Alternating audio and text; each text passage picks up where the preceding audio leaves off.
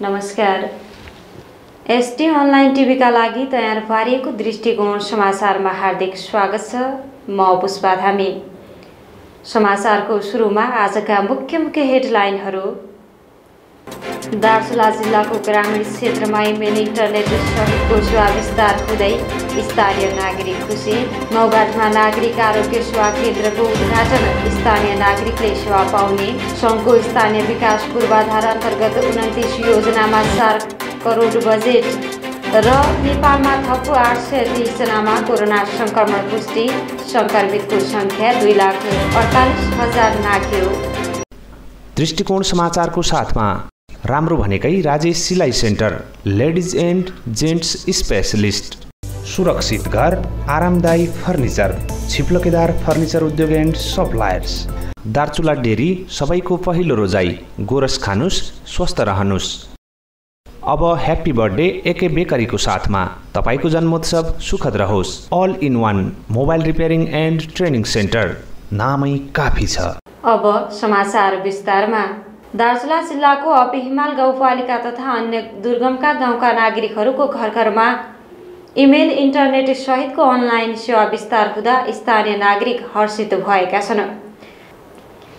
सारथी media network प्रणालीले दार्चुला जिल्लाका स्थानीय तहहरू र दुर्गम क्षेत्रका नागरिकहरूको घर घरमा नेटवर्किङ सेवा विस्तार गरेसँगै दुर्गम क्षेत्रका नागरिकमा नेपाल टेलिकमको सेवा विस्तार नभएको ठाउँबाट पनि इन्टरनेटको माध्यमबाट कुरा गर्न सहज भएको अपी हिमाल गाउँपालिका वडा नम्बर 4 का स्थानीय केशव सिंह ठेकरीले बताउनु भएको छ।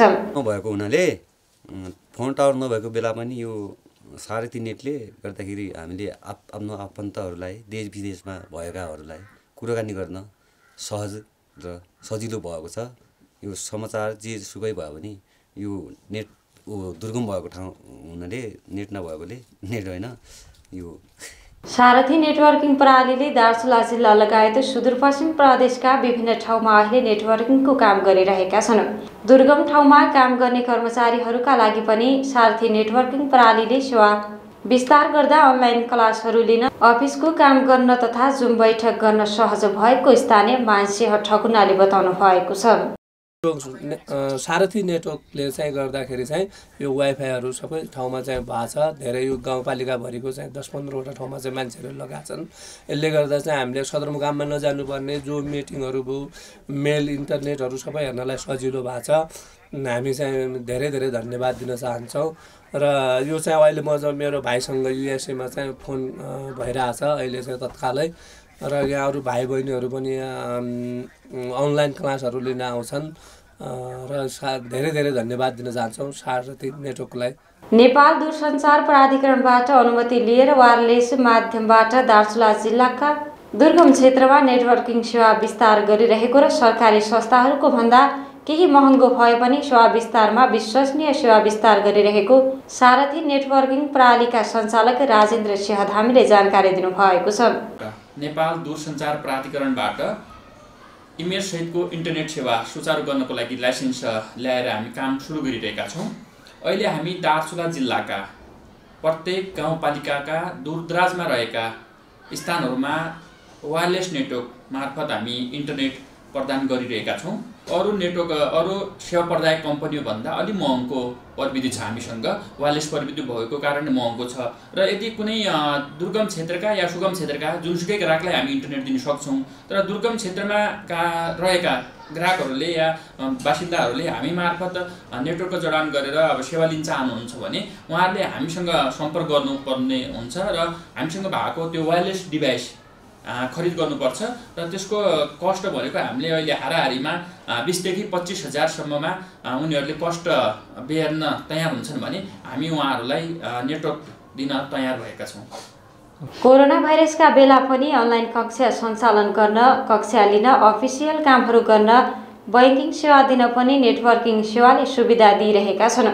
अझै पनि दुर्गम क्षेत्रका नागरिकहरूका लागि सेवा विस्तार गर्न सारथी नेटवर्किङ प्रणाली जस्तै अन्य नेटवर्किङ प्रणालीले पनि सेवा विस्तार गर्न सके गाउँमै सेवा पुग्ने नेटवर्किङ प्रणालीका सञ्चालक धामीले बताउनुभयो। जिल्ला आयुर्वेद कार्यालय दार्चुलाका निमित्त कार्यालय प्रमुख लोकेन्द्र प्रसाद जोशीको अध्यक्षता र नौगाटे गाउँपालिकाका अध्यक्ष प्रेमसिंह धामीको प्रमुख अतिथितामा नागरिक आरोग्य सेवा केन्द्रको उद्घाटन गरिएको छ। आयुर्वेद कार्यालय दार्चुलाले गत हप्ताको 21 गते आइतबार नै जिल्लाको लेकम गाउँपालिकाको रातामाटामा आरोग्य सेवा केन्द्रको उद्घाटन गरिएपछि आज आइतबार नौगाट गाउँपालिकाको होपरीघाटमा सेवा केन्द्रको उद्घाटन गरिएको आयुर्वेद कार्यालय दार्चुलाले जनाएको छ। दार्चुलाका 3वटा स्थानीय तहमा नागरिक आरोग्य सेवा केन्द्र सञ्चालन गर्ने उद्देश्य अनुरूप आज नौगाट गाउँपालिकामा आरोग्य सेवा केन्द्र उद्घाटन गरिएको आयुर्वेद कार्यालय दार्चुलाका निमित्त लोकेन्द्र प्रसाद जोशीले जानकारी दिनुभएको छ। नागरिक आरोग्य सेवा केन्द्रबाट बिरामीको नियमित जाँच, निःशुल्क आयुर्वेदिक औषधि वितरण लगायतका सेवाहरू उपलब्ध हुनेछन्। दृष्टिकोण समाचारमा एकैछिन व्यापारिक विश्राम।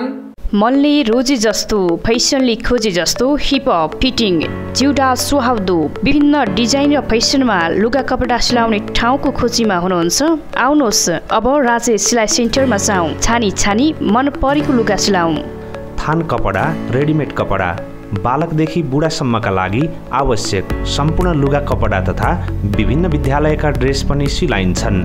महाकाली नगरपालिका वडा नम्बर 4 माथिल्लो बजार, प्रेमसिंह धामीको शालिक नजिक। Proprietor Rajesh and Ajay Nepali. सम्पर्क फोन नम्बर 093 420 220। मोबाइल 9848734245। राम्रो भनेकै राजेश सिलाइ centre, ladies and gents specialist. अब ह्याप्पी बर्थडे एके बेकरीको साथमा।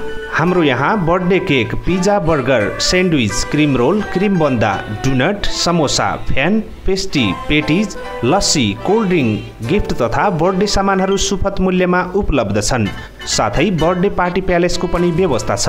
सम्पर्क phone 093 420 418। Mobile 98 69 10 24 24, 98 40 62 42 81। Proprietor Amar and Karan Bam brothers. AK bakery, Mahakali नगरपालिका 4 घाट बजार दार्चुला। हाम्रो चाहना तपाईको जन्मोत्सव सुखद रहोस्। सबैभन्दा बढी खुसी मोबाइल किन्दा, सबैभन्दा बढी दुखी मोबाइल बिग्रिँदा, होइन त? हो, तपाईँ हाम्रो सुख र दुःख अल इन वान मोबाइल सेन्टरसँग जोडिएको छ। जुनसुकै ब्रान्डका नयाँ मोबाइल किन्न परेमा वा जस्तोसुकै बिग्रेको मोबाइल मर्मत गर्नु परेमा हामीलाई सम्झनुहोस्। साथै हामी मोबाइल मर्मतको तालिम पनि दिन्छौँ। All in one mobile repairing and training centre, Mahakali नगरपालिका 4 राष्ट्रिय वाणिज्य बैंक जाने बाटोमा। प्रोप्राइटर राकेश सिंह धामी। सम्पर्क phone 093 420 516, mobile 98 65 77 11 46। All in one mobile centre, नामै काफी छ। सुरक्षित घर, आरामदायी फर्निचर, छिप्लकेदार फर्निचर उद्योग एन्ड सप्लायर्स। हामी कहाँ घरका लागि चाहिने सम्पूर्ण काठ, घर, भान्सा, अफिसका लागि चाहिने सम्पूर्ण फर्निचरहरू, विभिन्न बिउ बिजन तथा दैनिक उपभोग्य सामानहरू उपलब्ध छन्। अर्डर अनुसारका जुनसुकै सामान चाहिएमा हामीलाई सम्झिनुहोला। छिप्लकेदार फर्निचर उद्योग एन्ड सप्लायर्स, महाकाली नगरपालिका 4 खलङ्गा दार्चुला। सम्पर्क phone 093 420 368, mobile 98 47 55 44 97। Proprietor Ramji Prasad Joshi. सबैको पहिलो रोजाइ दार्चुला डेरी। गोरस खानुस्, स्वस्थ रहनुस्। हाम्रो यहाँ शुद्ध अनि ताजा दूध, दही, मही, घिउ तथा दूधबाट बनेका विभिन्न परिकारहरू उपलब्ध छन्। प्रोप्राइटर प्रकाश सामन्त, महाकाली नगरपालिका वडा नम्बर 4 तिङ्करखेडा दार्चुला। सम्पर्क मोबाइल 97 49 52 33 48। दार्चुला डेरी। विश्रामपछि समाचारमा पुनः स्वागत छ। अब बाँकी समाचार। स्थानीय पूर्वाधार विकास कार्यक्रम अन्तर्गतको सङ्घ तथा प्रदेशको बजेट बाँडफाँड गरिएको छ। प्रतिनिधि सभा सांसदले आफ्नो निर्वाचन क्षेत्रमा स्थानीय पूर्वाधार विकास कार्यक्रम अन्तर्गत 4 करोड बजेट कार्यान्वयन गर्ने व्यवस्था अनुसार विभिन्न 29 योजनामा 4 करोड बजेट विनियोजन गरिएको छ। सङ्घको एक मात्रै निर्वाचन क्षेत्र रहेको दार्चुलामा प्रत्यक्षबाट निर्वाचित सांसद गणेशसिंह ठगुन्नाले आफ्नो निर्वाचन क्षेत्रमा उक्त योजना तथा कार्यक्रमहरू कार्यान्वयन गरेका छन्। सङ्घको पूर्वाधार विकास कार्यक्रम अन्तर्गत कोभिड-19 तथा अन्य सङ्क्रमण रोग पहिचान, रोकथाम, नियन्त्रण, उपचार र अन्य उपकरण व्यवस्थापन तथा पूर्वाधार निर्माणका लागि जिल्ला अस्पताल दार्चुलामा 1 करोड 30 लाख बजेट विनियोजन गरिएको छ।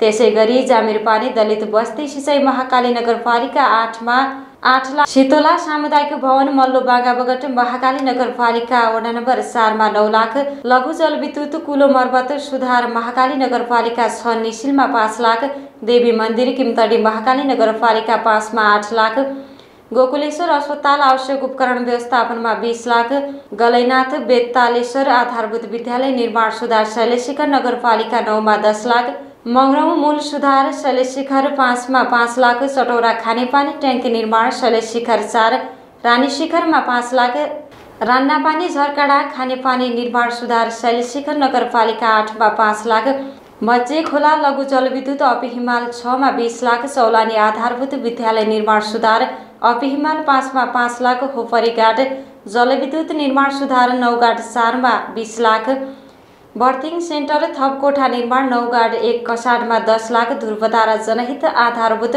विद्यालय मोरै निर्माण सुधार मार्मा गाउँपालिका मा 10 लाख, स्वास्थ्य चौकी भवन निर्माण मार्मा 5, गोल्फामा 10 लाख, संस्कृति सम्वर्धन कार्यक्रम लेकम गाउँपालिकामा 20 लाख, झलाते दलित बस्ती लिङ्क सडक लेकम गाउँपालिका 4 मा 5 लाख, सिद्धनाथ मावि सिना भवन मर्मत ब्यास 3 मा 9 लाख, पत्या पन्यार धर्माधार गोरेटो बाटो निर्माण ब्यास 4 मा 8 लाख, तल्लो तिग्रम तटबन्ध ब्यास 5 मा 8 लाख, गरमोरा सामुदायिक भवन दुहु गाउँपालिका 5 मा 15 लाख, माविधारी मर्मत सुधार दुहु 4 मा 5 लाख, मावि हिकिला मर्मत सुधार दुहु 2 मा 5 लाख, राजबाटो दुहु 3 कार्की गाउँमा 5 लाख, खड्के कबडा गाडादेखि डुङ्ग्री हुँदै बेताल सुतने खोली कृषि सडक मालिकार्जुन 1 मा 10 लाख, हुनैनाथ पर्यटन विकास सामुदायिक भवन मालिकार्जुन 4 मा 10 लाख, नेसनल शहीद स्मृति सामुदायिक भवन मालिकार्जुन 8 मा 10 लाख र जिल्ला समन्वय समिति